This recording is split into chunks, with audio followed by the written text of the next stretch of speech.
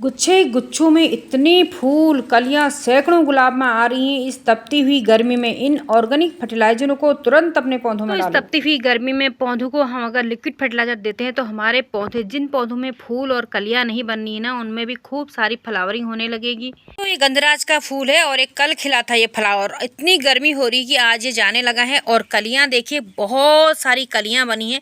बहुत सारे दोस्त मेरे कमेंट कर रहे थे कि आप गंधराज पर वीडियो नहीं दे रही थी, नहीं बना रही हो। एक्चुअली क्या है कि गंधराज पे ना मेरी फ्लावरिंग अभी शुरू नहीं हुई, तो मैं रुकी थी। तो आज फ्लावरिंग हो रही, तो मैं आपको दिखाने वाली हूँ किस तरीके से कलियां बनी हुई, काफ़ी सारी कलियां। लेकिन अब गर्मी इतनी होने लगी है। ये देखिए, इधर एक मोगरा का प्लांट है, छोटा सा, ये मैंने कटिंग से लगाया हुआ प्लांट था और इसकी शाखाएं देखिए कितना बढ़िया घना होके मोगरे में भी बहुत अच्छी कलियां और फ्लावरिंग होने लगी है। मेरा मोगरे की वीडियो तो आपने पहले भी देखी हुई है, वो बड़ा वाला पॉट मेरा उधर रखा हुआ है। तो दोस्तों, जिस तरीके से हमारा गुलाब होता है, गुलाब में मेरी देखिए ये फ्लोरीबिंडा का फ्लावर है। गुच्छे देखिए गुलाब का कितना बढ़िया गुच्छा निकल के आया है। फ्लावर देखिए, अभी तक यहाँ पर धूप थी और धूप से जो है ना फ्लावर सारे जल गए हैं। गुच्छे गुच्छों में ये फ्लावरिंग कर रहा है, लेकिन और फ्लावरों का साइज भी अब छोटा होने लगा है। जैसे जैसे गर्मी तेज होती है तो फ्लावर भी हमारे साइज छोटा होता है और हमारे फ्लावर भी ना बिल्कुल एक ही दिन में फ्लावर जाने लगे हैं। और वैसे भी धूप बहुत ही ज़्यादा होने लगी है। और ये देखिए, ये सुलेरी का प्लांट है। इसमें देखिए किस तरीके से फूल और कलियां देखिए, मेरा काफ़ी सारी कलियां और फूल, इसकी बहुत ज़बरदस्त ग्रोथ हो रखी है। इसमें न्यू न्यू सूट्स निकली थी, बेसल सूट्स निकली थी, काफ़ी सारी ग्रोथ बहुत अच्छी होने के बाद इसमें कलियां आने लगी हैं। तो इस तरीके से गुलाब बहुत अच्छा खिला हुआ है। आज देखो, आज मैं आपको गुलाब का इतना सुंदर, ये है मोरिस उट्रोलो, ये फ्लावर खिल रहा है। खिलते ही देखिए इतनी तेज़ धूप में भी ये जाने लगा है। तो दोस्तों, हमें नेट का इंतज़ाम करना होगा या फिर हमें अपने गार्डन को, इसको हमें प्लांट को जब बहुत तेज़ धूप होती है ना, तो छाया में रखना होगा। ये बेलिया गुलाब का मेरा प्लांट है, कितना सुंदर इसमें फूल है। बंच देखिए कितनी अच्छी अच्छी बंच मेरी इसमें बनी हुई है देखिए। और यहाँ पर भी कितनी अच्छी गुच्छे में फ्लावर आ रहे हैं प्लांट में।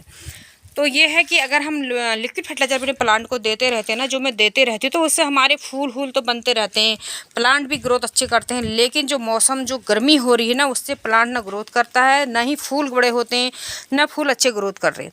तो अभी तो ये फ्लावर खिले हैं, लेकिन अब इसके बाद क्या करना है आपको, अगर आप चाहते हैं कि आपके प्लांट बड़े बड़े हों, प्लांट की ग्रोथ अच्छी हो, तो दोस्तों जब आपके पौधों में कलियाँ, नई नई कलियाँ, फूल आने लगे ना, क्या फ़ायदा है फूल आके जल जा रहा। तो पहले ही जैसे ही कलियाँ आती है ना, बंच आती, तो हमें इनको हटा देना चाहिए। जब आप इनको हटा दोगे ना, तो प्लांट रहेगा, प्लांट अच्छी ग्रोथ करेगा, शाखाएं निकलेंगी, प्लांट घना होगा। प्लांट में शाखाएं निकलती हैं और प्लांट में ना खूब एनर्जी भी स्टोर होती है, जो कि रेनी सीजन में बहुत अच्छी ग्रोथ करेगा। और अगर आपको हार्ड ट्रोनिंग अपने प्लांट की करनी है, हार्ड कटाई छटाई करनी है, तो जब गर्मी लास्ट होती है ना, सितंबर लास्ट के मंथ से, उस समय आप अपने प्लांट में हार्ड ट्यूनिंग अगर करेंगे, कटाई छटाई करेंगे, तो प्लांट की ग्रोथ अच्छी होगी। फिर अक्टूबर के मंथ से गुलाब बहुत अच्छा फ्लावरिंग करता है और बड़े बड़े गुच्छे गुच्छे फूल के आते हैं। अभी जो छोटे हैं उसमें वो फूल हमारे बहुत बड़े बड़े आते हैं। तो ये काम कर लेना है। लेकिन अभी आप रूट ट्रिमिंग या कोई, बहुत से लोग कह रहे हैं कि हम शिफ्ट करें, तो कोई फ़ायदा नहीं है। गुलाब का प्लांट चला जाएगा। बहुत इमरजेंसी होती है, कभी कभार पॉट टूट जाता है गुलाब का, हमारा किसी भी प्लांट का, तो आप बिल्कुल टूटे को उसको बिल्कुल उसी तरीके से उठा के दूसरे पॉट में शिफ्ट करें। कोई आपको उसकी रूट बॉल को डिस्टर्ब नहीं करनी है। और कुछ दिन छाया में रखें। कुछ दिन छाया में रखने के बाद आप प्लांट को पानी वानी दें, शावर करें। दिन में गुलाब को हमें बचाना है, कुछ नहीं है। नेट तो फूल को नहीं देखना है, केवल अपने गार्डन को बचाना है, अपने प्लांट को बचाना है। जो लिक्विड फर्टिलाइजर मैं बताने वाली हूँ उनको आप पिलाते रहिएगा। और प्लांट में 2 टाइम शावर कीजिएगा, 2 टाइम पानी दीजिएगा सुबह शाम का। तो 45 डिग्री टेम्परेचर भी होगा तो हमारा गुलाब ना कहीं नहीं जाएगा, बहुत अच्छी ग्रोथ करेगा। एटलीस्ट प्लांट हमारे गार्डन में बने रहेंगे, जो कि अगले सीजन आने पर हमारे प्लांट खुद ही तैयार हो जाएंगे। तो इन बातों का आपको बिल्कुल ध्यान देना है। अब धूप की ज़रूरत नहीं है। सुबह 7, 8, 9 बजे की ही धूप इतनी तेज़ हो जा रही कि गुलाब के पौधे फूल सब जलने लग जा रहे हैं। वही केयर, वही टिप्स सारी हमारी गार्डनिया गंधराज के भी हैं। गंधराज और गुलाब ये एक से ही हैं। इनको भी देखो फूल जलने लग जाता है और बहुत गर्मी में ये कलियां भी जलने लग जाती हैं, खिलती नहीं है। जब बहुत ज़्यादा गर्मी हो जाती है ना, तो कलियां भी नहीं खिलती हैं और इसमें न्यू न्यू लीव्स आने लगी हैं, ये देखिए। और मोगरा का भी सीजन है। मोगरा गर्मी में खूब फ्लावर, जितनी गर्मी बढ़ेगी मोगरा हमारा उतनी फ्लावरिंग करता है। तो मोगरा के लिए ये बेस्ट सीजन है इस समय। ये मैंने फरवरी के मंथ में गंधराज की कटिंग लगाई थी, जो कि ग्रो हो गई। और कटिंग में भी ना कलियां आ गई है। ये देखें, एक कटिंग ये लगाई थी। तो कटिंग अभी तो नहीं, अब बरसात में, रेनी सीजन में आप कटिंग लगा सकते हैं गंधराज की। अभी गर्मी काफ़ी होने लगी है, अब कटिंग हमारी नहीं लग पाएगी।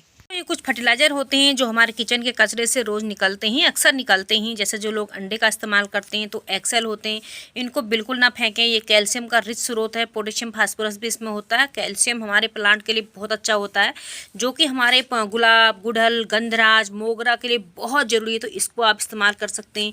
इधर देखिए केले के छिलके, आलू के छिलके पोटेशियम से रिच है। केले के छिलके देखिए कितने मैंने सुखा के रख रखे हैं और ये सूखने के बाद इतने कुरकुरे हो जाते हैं, और जब हम इसको ग्राइंड करते हैं ना बहुत ही आसानी से इनका पाउडर बन जाता है और ये बहुत ही यूज़फुल होता है। और ये भी मैंने सुखा रही हूँ। और आलू के छिलके में भी काफ़ी सारा पोटेशियम होता है।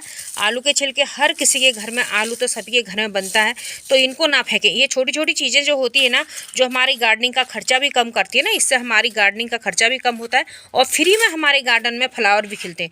तो इन चीज़ों को तो मैं इस्तेमाल करते रहती हूँ, तो इसलिए मेरा गार्डन बहुत अच्छा बना हुआ है, बहुत अच्छी ग्रोथ चल रही है, न्यू ग्रोथ चल रही है। तो इस तरीके से कर दूँ। तो चलिए आज मैं कैसे बना रखा है फर्टिलाइज़र वो आपको दिखाती हूँ। दोस्तों यहाँ पर जो मैंने फर्टिलाइज़र आज बना रखा है, इसमें है प्याज के छिलके हैं, केले के छिलके हैं और अंडे के छिलके हैं। इसमें है पोटेशियम हो गया, फास्फोरस हो गया और कैल्शियम। अंडे के छिलके, कैल्शियम, ये चीज़ों को मैंने इसमें भिगो रखा है, जो कि हम भीगने के बाद जब हम फर्टिलाइज़र अपने प्लांट को देंगे, एक तो हमारा प्लांट जल्दी से इसको अपटेक करेगा, जल्दी से हमारा प्लांट में हमारा ये न्यूट्रिशन जाएगा, तो प्लांट की हेल्थ अच्छी होगी, प्लांट अच्छा ग्रोथ करता है। दूसरी चीज़ क्या है, इसमें नाइट्रोजन नहीं। अब गर्मी काफ़ी हो रही है, हमारे पौधों के लिए नाइट्रोजन की ज़रूरत बहुत है। पौधे हरे भरे रहें हमारे, जो कि हरे भरे रहेंगे तो प्रकाश संश्लेषण की क्रिया भी अच्छी होगी, पीले पत्ते पीले हिले नहीं पड़ेंगे, तो उसके लिए प्लांट हमारी ग्रोथ भी करेंगे। तो उसके लिए आप चाहो तो इसमें चाय की पत्ती, 1 चम्मच फ्रेश चाय की पत्ती या यूज़ करी हुई चाय की पत्ती इस्तेमाल करनी है, 2 चम्मच वो आप करके उसको भी भिगोने डाल सकते हैं। ये मैं 3 दिन हो गए थे भिगोए हुए, आप 2 दिन में भी इस्तेमाल कर सकते हैं। अगर गर्मी बहुत होने लगी है 2 दिन में भी निकल जाता है इसका लिक्विड। तो ये तो मेरा 3 दिन हो गया था, मैं कर नहीं पाई थी, तो 3 दिन मैंने इसको भिगो के रख रखा है। 3 दिन भिगोने के बाद मैं इसको निकाल लेती हूँ, इससे निकाल लेती हूँ। मैं एक बाउल इससे निकाल रही हूँ, चाहो तो आप छान लो, मैं सॉइल में डाल ली हूँ तो मैंने ऐसे ही निकाल दिया, कोई नहीं, मैं इसको ऐसे भी निकाल लूँगी। तो ये मैंने इसमें निकाल लिया है, एक बाउल इससे निकाल लिया है। दोस्तों अब साथ ही मैंने यहाँ पर क्या भिगो रखा, देखिए अभी आप ना गोबर की खाद, इसमें नाइट्रोजन काफ़ी मात्रा में होता है, बाकी हमारे अच्छे वाले जीवाणु तो सब इसमें होते ही होते हैं, और ये हमें न्यूट्रिशन के लिए, पौधे की ग्रोथ के लिए पौधों को देना ही देना है। लेकिन अगर आप खाद वैसे डालोगे ना, वो एकदम जड़ों में गर्म भी होती है और जब पानी जाएगा तभी वो घुलनशील होती है। ठीक है, प्लांट हमारा घुलनशील अवस्था में ही हर चीज़ को इंटेक करता है, तो इससे अच्छा कि उसको भिगो लेना है। भिगो के हम 1 कप मैंने इसको भी ले लेती हूँ इसी में, तो इसी में मैं इसको 1 कप इसी में इसको मिला देती हूँ। ये देखिए, अब इसमें ना हमें पानी मिला देना है। ये देखें, इसमें हम पानी मिला देंगे। ये देखें, 2 जितना हमने लिया है 2 वो लिया है, 2 कप ही मैं इसमें पानी मिला दूंगी। इसको इस तरीके से पतला कर लेना है, कम ज़्यादा थोड़ा से हो जाएगा तो कोई बात नहीं। ऑर्गेनिक चीज़ें हैं, बहुत खतरनाक या जलाने वाली नहीं होती, केमिकल की तरह प्लांट को ये नहीं जलाएंगी। तो ये लिक्विड बना दिया है, अब इसको हम अपने पौधों में जो है डालेंगे। किस तरीके से डालना है, चलिए किस किस प्लांट को पिलाना है। तो ये मोगरा का प्लांट है, मोगरा को इसको दीजिए, मोगरा में हम इसको पिला देंगे। गंधराज का प्लांट है, खूब सारी कलियां बनी हैं, ये खिलेंगी और इसको बहुत धूप नहीं रखनी है, इसको भी छाया में रखना है। इसको भी मैं ये पिला दे रही हूँ ताकि ये फूल हमारे जल्दी जल्दी खिलने लगें। और उसी तरीके से गुलाब को, गुड़हल को, हर किसी प्लांट को आप दे सकते हैं। ऑर्गेनिक चीज़ें हर प्लांट के लिए बेनिफिशियल है, हर प्लांट में हम इस फर्टिलाइज़र को डाल सकते हैं, जो कि हमारे प्लांट हरे भरे रहेंगे और हमारा गार्डन कहीं नहीं जाएगा। फूल की लालसा आप ना करें तो अच्छा है, प्लांट को बचाने की सोचना है। और जो फूल वाले प्लांट है, मोगरा है, ये फ्लावरिंग जितने करनी होगी ये करते रहेंगे, लेकिन प्लांट को बचाना भी हमारा मेन मकसद यही होना चाहिए गर्मी की, हमारा प्लांट बचा रहे। तो दोस्तों इस तरीके से डालिएगा फर्टिलाइज़र, और जो फ्लावर खिलने हैं वो खिल जाएंगे, जो नहीं खिलेंगे उनको हटाते रहिएगा फिर, तो प्लांट गार्डन आपका भी अच्छा बना रहेगा।